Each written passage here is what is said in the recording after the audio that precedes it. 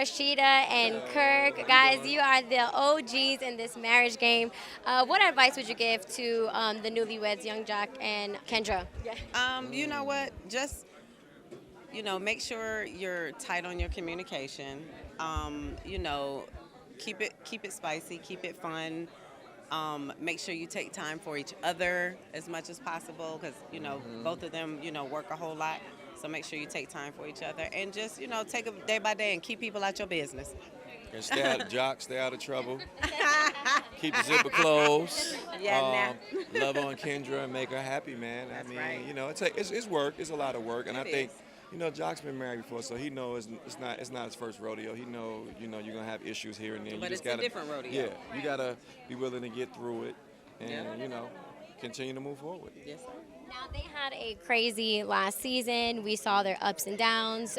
Pretty similar to like you guys showing, transparency in your ups and downs. What advice would you give to them when it comes to social media? Because when you guys are on reality television, anyone who's on reality television, you now open yourself up to haters and people just want to comment on your marriage, want to comment on your life. So how do you kind of block that out? And what advice would you give to them?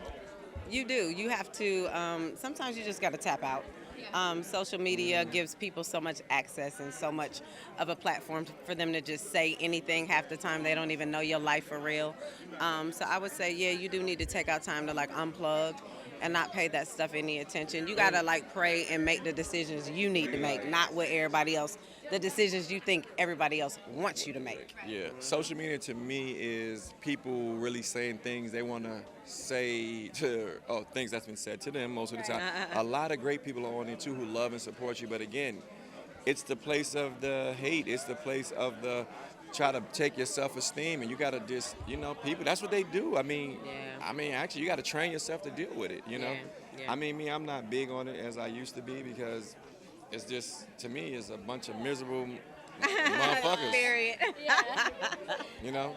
And lastly, really quickly, there's been a lot of conversation right now about people who feel that marriage is no longer the end goal. So you guys have been married for more than 2 decades. So I just want to shed some positive light on why it's so important to be married and having, a very healthy marriage. What would you say to that? For me, marriage is the goal at hand for me because, I built my family.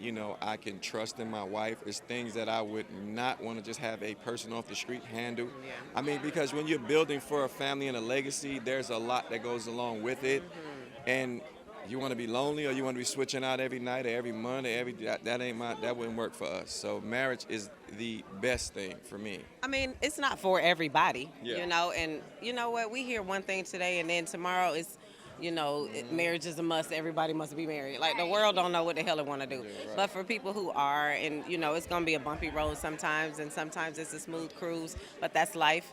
And, we need to, more so in marriages, we need to not give up quickly, but be able to sit down, focus, and work it out when needed.